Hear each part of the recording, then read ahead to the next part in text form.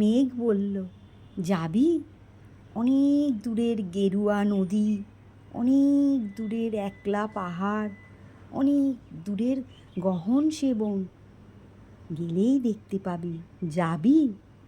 জানলা দিয়ে মুখ ঝুঁকিয়ে বলল সে মেঘ, যাবি? আমার সঙ্গে যাবি? দিন ফুরিয়ে রাত ঘনাবে, রাত্রি গিয়ে সকাল হবে, নীল আকাশে উড়বে পাখি, গেলেই দেখতে পাবি। যাবি? শ্রাবণ মাসের একলা দুপুর। মেঘ বলল, যাবি? আমার সঙ্গে যাবি? কেমন করে যাব রে মেঘ, কেমন করে যাব? নিয়ম বাঁধা জীবন আমার, নিয়ম ঘেরা এধার ওধার, কেমন করে নিয়ম ভেঙে এ জীবন হারাবো? কেমন করে যাব রে মেঘ, কেমন করে যাব?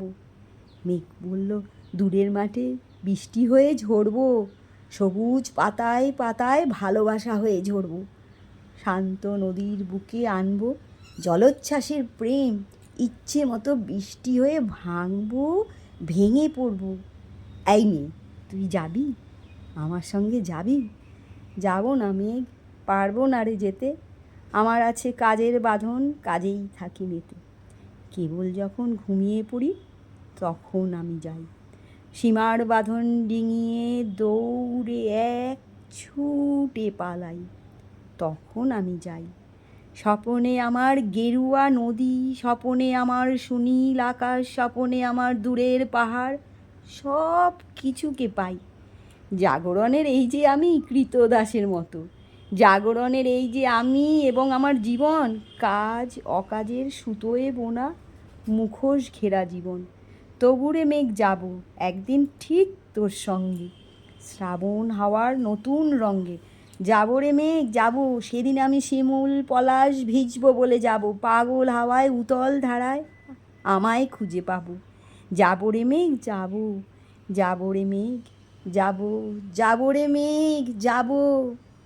কবি শুভ দাশগুপ্তের মেঘ বলল যাবি কবিতাটি খুবই সুন্দর। তোমাদের সঙ্গে যতটা পারলাম নিজের মনের ভাব দিয়ে শেয়ার করলাম। বন্ধুরা, তোমাদের যদি ভালো লাগে তাহলে লাইক কমেন্ট আর শেয়ার করে দিও।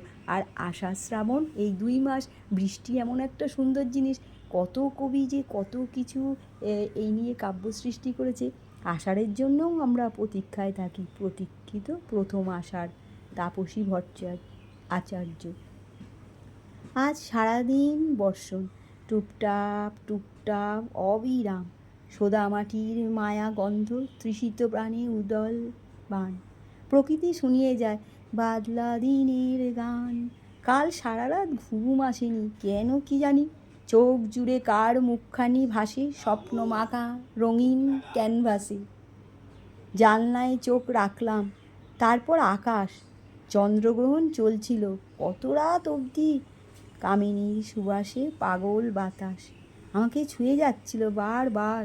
অদম্য চঞ্চল মেঘ, ভেজা চাঁদ ডুবে যাচ্ছিল ক্রমশ, যে মেঘের বুকে লুকোনো ছিল জল ভরা চোরা নদী। কি আবেশে জড়ানো এই অসম সেতুবন্ধ, সারা বেলা ঘিরে থাকে তোমাকে আমাকে।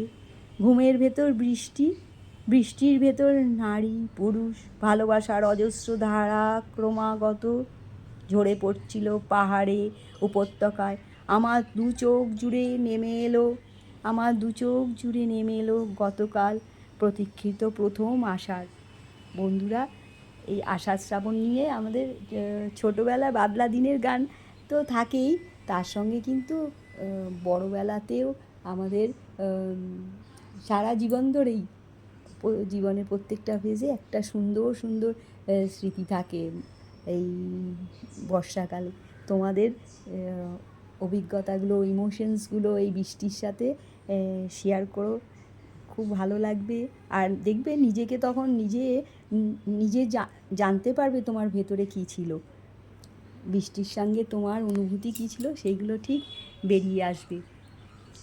তোমাদেরও হয়তো মেঘ বলে চল যাবি, নিজের ভেতরে আরেকটা নিজে থাকে, সেইটা ঠিক বেরিয়ে আসবে, তখন তোমাদেরও খুব ভালো লাগবে।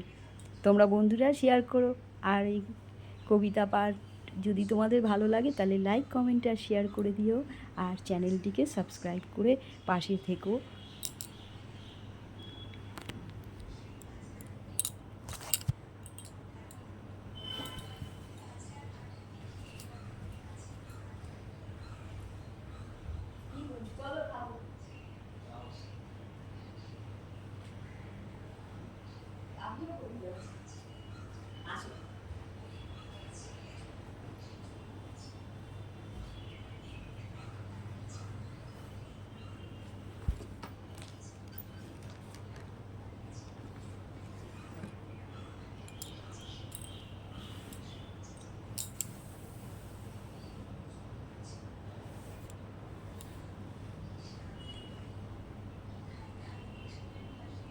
জঙ্গলের যেরকম নিস্তব্ধতা, সেরকম বৃষ্টিও চুপ করে শুনলে খুব ভালো লাগে। আবার আনন্দও খুব থাকে। এই প্রকৃতির মাছেদের বৃষ্টির সময় খুব আনন্দ, কত তারা একদম খেলা করে পুকুরে, নদীতে, যে কোনো জলাশয়ে। তাদের যেন তাদের তখন ফেস্টিভ্যাল, বর্ষাকাল। তো শুধু মানুষ নয়, না মানুষরাও এই বৃষ্টি দিনগুলোতে কিন্তু একটু আলাদাভাবেই উদযাপন করে। দেখো কত পুকুরের মাছগুলো ভীষণ খেলা করে, যখনই বৃষ্টি আর রোদ একসাথে ছিল তাতেও কিন্তু ওরা খুব সুন্দরভাবে, খুব আনন্দের সঙ্গে খেলা করছিল। এটা তোমাদের সঙ্গে শেয়ার না করে পারছিলাম না।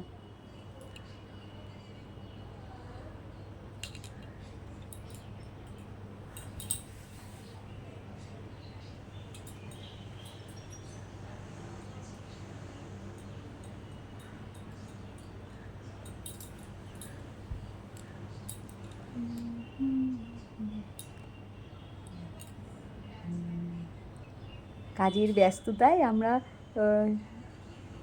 বৃষ্টিকে উপভোগ করতেই ভুলে যাই। হয়তো সাময়িক বিরক্তি লাগে রাস্তাঘাটে, কিন্তু একটা সুন্দর রূপও থাকে বৃষ্টি।